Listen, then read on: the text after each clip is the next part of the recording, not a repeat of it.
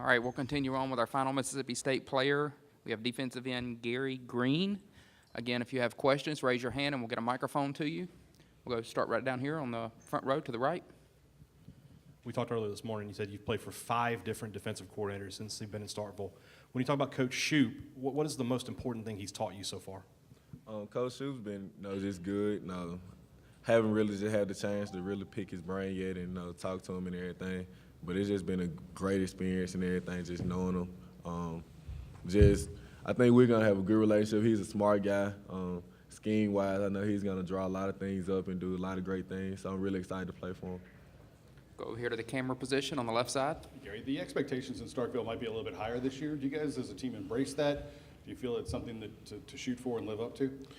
Expectations, like we know we have to work towards them. So we just, every day we come in with the mindset to attack the day and win the day. So that way we can meet those expectations and live up to them.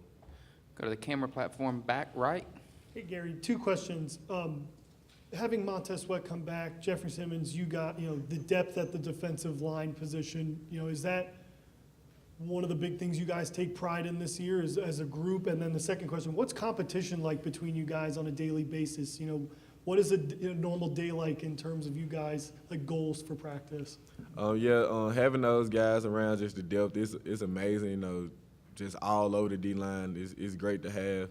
And just the competition is a competition there that is exactly what it is. It's practice, weight room, running. Like we compete with each other day in, day out. Practice-wise, who can get the most sacks or, tackles for loss at practice. Running, who's the fastest D lineman. Like we compete with each other, and I think it's just a healthy competition. Go over here on the front row, all the way to the left. Well, kind of to piggyback off that, how do you think those two make one another better? Jeffrey and Montez. Both being who they are, great players, really just can't focus on one because they both bring so much to the table. So you got to just really pick who you want to block that day, I guess. If you get questions for Gerri, raise your hand and we'll get a microphone to you. We'll go down here on the front row. I wanted to ask you about the new redshirt rule. You redshirted when you came to Mississippi State, but you were a player coming out of high school that a lot of people thought might have been able to play as a true freshman. Is that something that if we could go back and do it retroactively, would you have liked to have been able to play that first year? And then with the young guys on MSU's defensive line, do you see some of those guys getting some early playing time and then going into a redshirt role? If I could go back, I definitely would have loved the experience of getting 4 games to play because I think it just adds experience to to your game.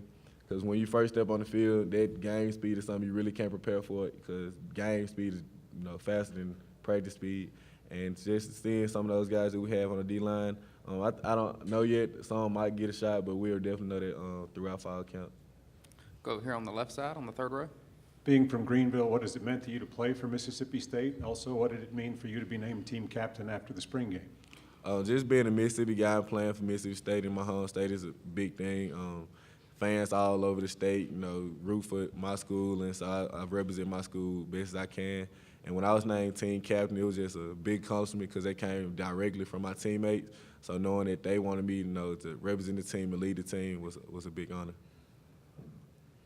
And raise your hand if you got any questions, and we'll get you a microphone. We'll go down here on the front right.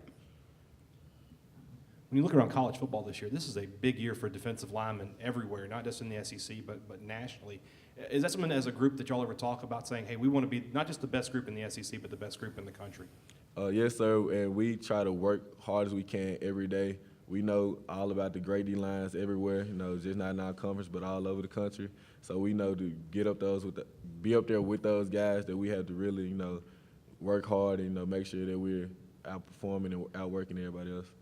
Go over here on the third row on the aisle. Congratulations on all the work that you've done in the community. Candidate for the Werfel Trophy. When did you start with your community service? What are some of the projects you've been involved in, and why is it so important for you to give back? I've been part of community service since I got on state my freshman year, doing things like reading the kids at elementary schools, visiting children's hospitals, just anything we had going on. But I do it because I just I love giving back to the kids, love giving back to those in need. Just helping others is something big for me. I enjoy doing it. I enjoy being able to help other people. Go to the camera platform right there in the middle. Just what are the biggest challenges adjusting to a new coaching staff after playing for Coach Mullen and company for so many years? It's been smooth. It's a real good transition. I think the guys on the team, the leaders especially, they've made it a nice transition. Just and the coaching staff themselves, it's been a good mesh between coaches and players. So it's not really been any hiccups along the road. Go over here on the second row, all the way to the end on the right side. Can you talk about your linebackers, guys like Errol and Leo and Willie? Just talk about those guys and what it means to have them behind you. They're a great group of guys, young guys. They're ready to play. I think they proved that last year that they're dependable, accountable, and I trust them behind me. I know they're gonna be able to get the calls and communicate the defense all over the field. I'm very excited to see them play this year. They've been working hard this summer, so great group of guys and a good room we have right there. Go down here on the front right. You've played linebacker, now you're playing defensive end. You did say earlier that you're going to play with your hand off the ground some. Just what is your role in this defense? My role is getting after the passer, setting the edge, getting out the passer, just being that force, rushing the quarterback, something that I enjoy, something I, had success at. So, as long as I can do that, I'm going to be fine. Any other questions for Gerri? All right, thank you.